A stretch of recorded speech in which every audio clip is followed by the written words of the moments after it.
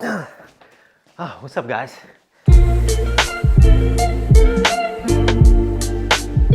So shout out to Robert over at Value Electronics for getting me a pair of these guys.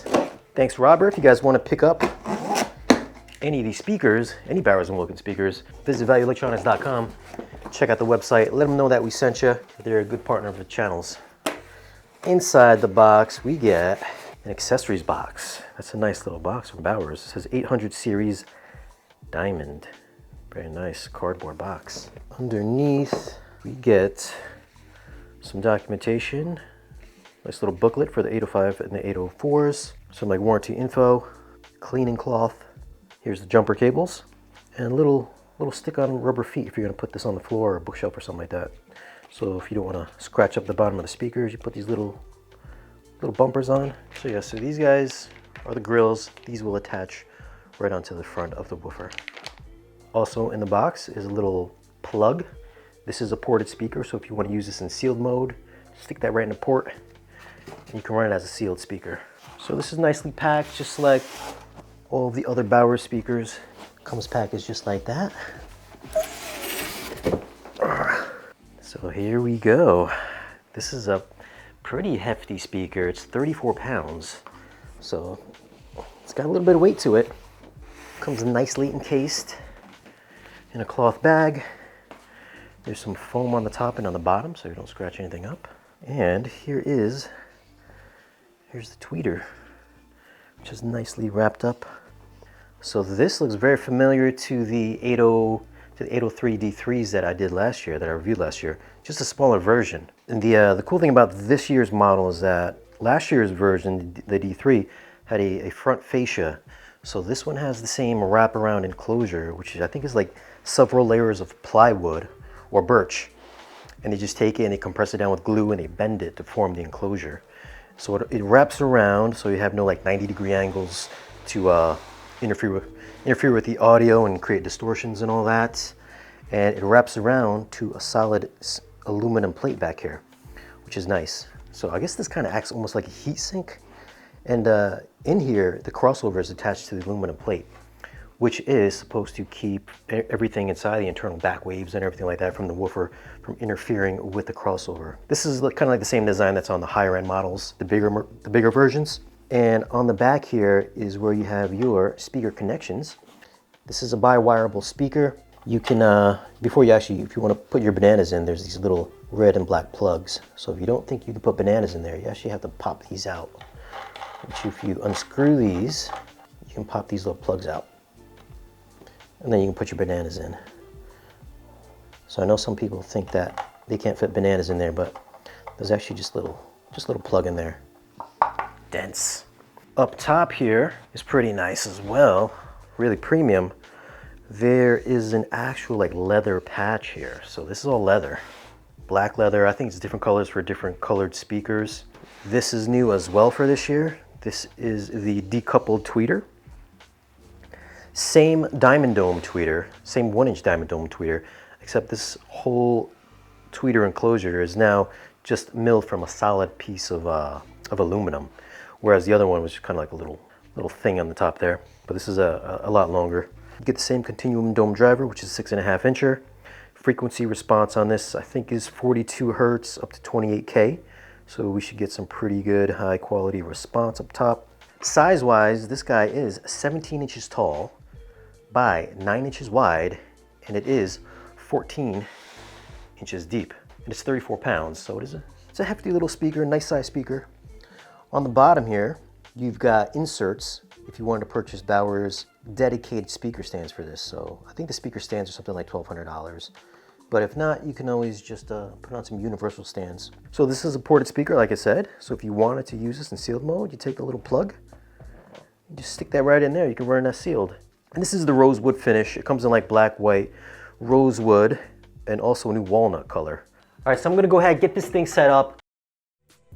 All right, so for this review, pairing up with the 805 D4s, they're gonna be powered by a Parasound JC5 2-channel amplifier, Cambridge Audio Edge preamplifier, and for streaming, we're going to be using a Node 2i paired with Qobuz and Tidal using the Roon software. And for speaker cables, we'll be using the Audioquest William Tell by-wire cables. Now, as a comparison piece to these speakers, we're going to be using the Perlisten S5Ms. Those speakers are clearly a little bit more expensive, but just for comparison purposes, as a reference point, that's our control speaker, so we can hear the differences amongst the two, but this is not a competition between the two. No, it's not a comparison. Just, you always have to have a frame of reference, you know, against a good quality speaker. And what was your thoughts on these speakers, Bill?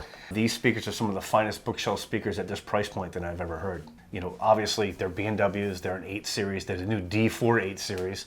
They sound phenomenal. You know, whatever you listen to them with, they're gonna sound fantastic. So the first thing that I thought when I heard these speakers was the 803 D3s from last year when we did the comparison with the Martin Logans. Oh, yeah. And I wanted to be blown away by those speakers, and I know they share the same tweeter, but for some reason, I know I can't remember exactly what they sounded like back then, because who can do that? But for whatever reason... How many speakers have you listened to between, you know, in that time period too? But for whatever reason, in my mind, I kept thinking that I was let down by those tweeters.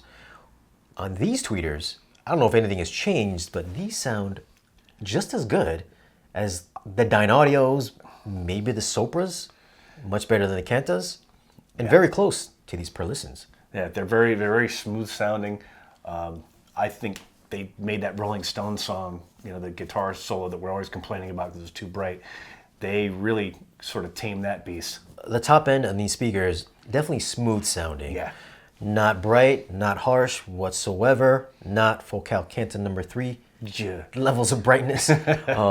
Breaking glass. You know, just as a comparison, you know, since we did have the Perlistens, they are a little bit smoother, but still great detail on the upper end. As far as like micro detailing and all of that, still not quite as good as the Sopras.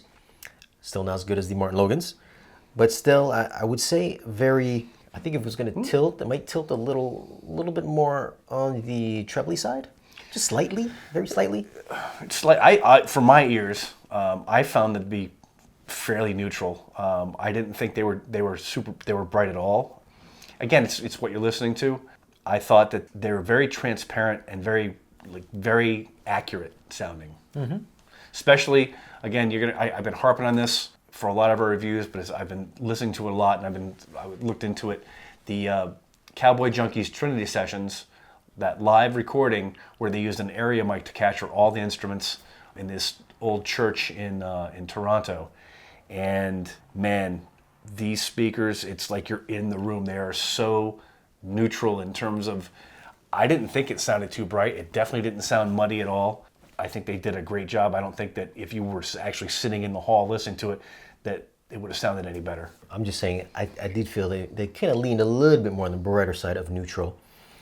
That being said, though, I also felt that the speaker, as far as like soundstage, I felt that it had an intimate sound to it. I felt that it wasn't as wide, say horizontally. I felt it was a little bit more enclosed, especially when we're comparing them to the Perlistens, which is a much wider speaker. Mm-hmm. I did feel most of the stuff we listened to felt a little bit more personal, especially like the Trinity sessions or the Dominique song that we always listen to, Home.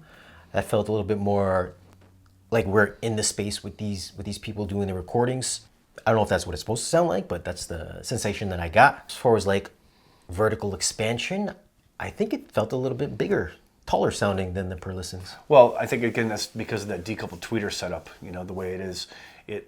Any of these Bowers models from the 7 series, especially in the 8 series, that decoupled tweeter adds, you know, so much height to that sound. And also depth-wise, I did think these speakers may be still a little bit forward sounding, at least to me, to my ears, especially with certain songs that we listen to, like the Rolling Stone song. Yeah. I felt like some of the background singers were set back further on some previous listening sessions that we had. I did feel like these were a little bit more forward, maybe like in line with the speakers, rather than being set back on the speakers. A lot of times, one of the things I listen to with that Rolling Stone song is the background singers with the woos, and sometimes it kind of, when the rest of the band kicks in, the guitar, and it really kind of builds, they get kind of pushed to the back. And with these D5s, the D4 805s, they never diminished. They sounded like crisp and very forward. As far as like mid-range clarity is concerned, like vocals and such, I did feel the Perlistens were definitely had to step up on these guys. Not that these were bad at all, but I just felt like it was a little bit less resonant sounding than the Perlistens. Still good though. I don't think I would have had a problem if we didn't have the Perlistens to compare to.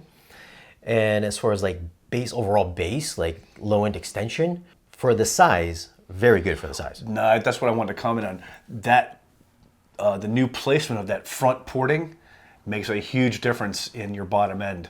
You know, we listen to things like the Ryan Adams Wonderwall, which is a song that, you know, the first few times we listened to it, we had to keep asking each other, hey, did we turn the sub on? Because he's got some really nice low end notes in there. And those speakers, that porting does a really nice job. I think if you were to pair this up with, say, a pair of Rels, like the T9Xs that we have, yeah, you would have a nearly true full range audio experience, very much like their bigger brothers. In fact, when I was listening to the 805s, I was imagining the 803s, you know, basically the 805s looks like the sort of somebody took a chainsaw and just cut off the top of the speaker. Mm-hmm. And I'm like, with two more bass drivers, that's what you got, you know. So if you add a sub to that, you're golden. So overall, I mean, I think these are some great sounding speakers, especially for the size. They don't take up too much space. Mm-hmm. They sound a lot bigger than what you would envision just by looking at them. And for the price point, I mean, that's a lot of speaker for, what are these going for? Yeah, at the time of this video, each one of these speakers is $4,250. So $8,500. You know, I could think of a lot of worse ways to spend $8,500. Let me tell you what. Now, if you guys are interested in picking up these speakers, you can visit valueelectronics.com, or you can give them a call if you want to purchase any one of these Bowers and Wilkins speakers, everything from the lowest end series all the way up to the flagship series. If you get something, just let them know that we sent you. Well, that's our thoughts on the Bowers and Wilkins 805D4s.